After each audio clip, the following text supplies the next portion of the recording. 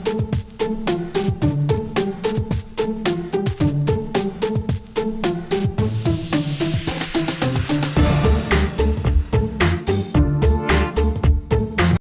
To பிரியமான சமையலறையில் பிரியா. இன்றைக்கி ஒரு சவுத் இண்டியன் பிரேக்ஃபாஸ்டான பொங்கல் தான் பார்க்க போகிறோம். பொங்கலை நீங்கள் இப்படி செஞ்சிங்கன்னா எவ்வளோ நேரம் ஆனாலும் சாஃப்டாகவே இருக்கும், இறுகி போகாது. இது சாஃப்டாக இருக்கணும் அப்படிங்கிறதுக்காக எண்ணெயோ நெய்யோ அதிகமாக இதில் எதுவும் சேர்க்க போகிறதில்ல. தாளிப்புக்கு கொடுக்குற அளவு மட்டும்தான் இதில் சேர்க்க போகிறோம். இதுக்கு காம்போவாக கொடுக்குற வடை, சட்னி, சாம்பார் இதுவும் எப்படி செய்யலான்னு தான் இந்த வீடியோவில் பார்க்க போகிறோம். வாங்க வீடியோக்குள்ளே போய் டீட்டெயிலாக பார்க்கலாம். பொங்கல் செய்கிறதுக்கு நான் நீட்டு பச்சரிசி எடுத்திருக்கேன். இந்த டம்ளரால் 3 டம்ளர் எடுத்திருக்கேன். இந்த டம்ளரால் நான் 1/2 டம்ளர் அளவுக்கு பாசிப்பயிறு சேர்த்துக்கிறேன். இதை நல்லா கழுவி சுத்தம் பண்ணி தனியாக எடுத்து வச்சுக்கோங்க.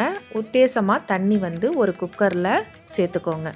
குக்கரில் நாம் விசில் சேர்க்க போகிறதில்ல, இந்த மாதிரி ஓப்பன் பிளேஸ்லேயே தான் இதை குக் பண்ண போகிறோம். பெருங்காயம் ஒரு பெரிய துண்டு அளவுக்கு இதில் சேர்த்துக்கலாம். இல்லை இடையில திறந்து இந்த மாதிரி கிளறி கொடுத்துக்கிட்டே இருங்க. அப்போ தான் நல்லா அடிப்பிடிக்காமல் நல்லா வேகும். நல்லா குழஞ்சி கஞ்சி கொத்தத்துக்கு பிறகு நம்ம உப்பு சேர்த்துருக்கோம். அடுத்தது கொஞ்சம் போல் சிட்டிகை மஞ்சத்தூள் சேர்த்துக்கோங்க. அதோட கலர் ரொம்ப நல்லாயிருக்கும், ஹோட்டலில் வைக்கிற மாதிரியே இருக்கும். சட்னி ரெடி பண்ணிடலாம். தேங்காய், கொஞ்சம் போல் பொட்டுக்கடலை, ஒரு 2 பச்சை மிளகாய், கொஞ்சம் உப்பு, இது எல்லாத்தையும் மிக்சியில் சேர்த்து ஒரு நல்ல சட்னியாக ரெடி பண்ணி தனியாக எடுத்து வச்சுக்கோங்க. நம்ம பொங்கல் ரெடி ஆயிடுச்சு. நல்லா குழஞ்சி இது போல் வந்ததுக்கு பிறகு தாளிப்பு கொடுத்துக்கலாம். நான் 2 ஸ்பூன் அளவுக்கு நெய் சேர்த்துருக்கேன். கொஞ்சம் போல் வாசனை இல்லாத எண்ணெய் சேர்த்துக்கிறேன். அது சன்ஃப்ளவர் ஆயில் மாதிரி ஏதாவது சேர்த்துக்கோங்க. நான் பெப்பரை நுணுக்கிட்டு இது போல் சேர்த்துருக்கேன்.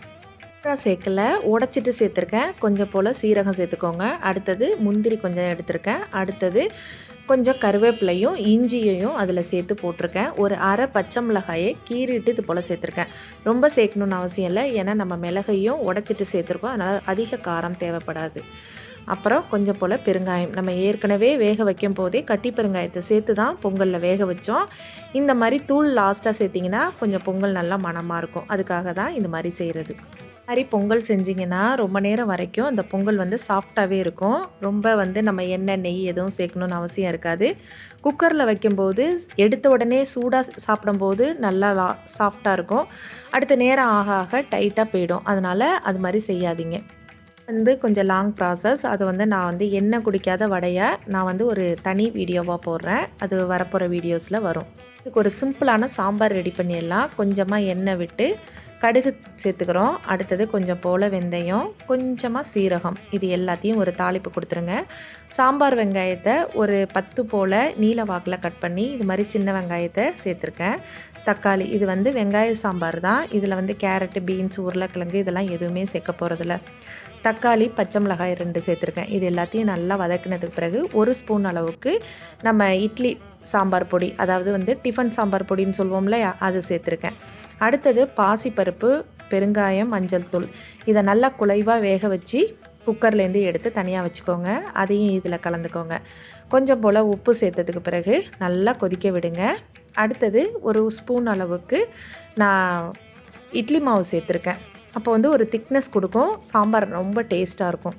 எல்லாத்தையும் சேர்த்து நல்லா கொதிக்க விட்டுருங்க. கொதிக்க விட்டிங்கன்னா சூப்பராக ரெடி ஆகிடும். லாஸ்ட்டாக மல்லியும் கருவேப்பிலையும் சேர்த்துக்கலாம். எப்போவுமே நம்ம லீவ் டேஸில் தான் செய்வோம், சாட்டர்டே சண்டேயில். கொஞ்சம் நேரம் ஆனாலும் டேஸ்ட் ரொம்ப நல்லாயிருக்கும். இது மாதிரி ஒரு நாளைக்கு ட்ரை பண்ணி பாருங்கள். இந்த மாதிரி ரெசிபீஸ்லாம் வேணும்னா தொடர்ந்து பிரியமான சமையலறையை ஃபாலோ பண்ணிகிட்டே வாங்க.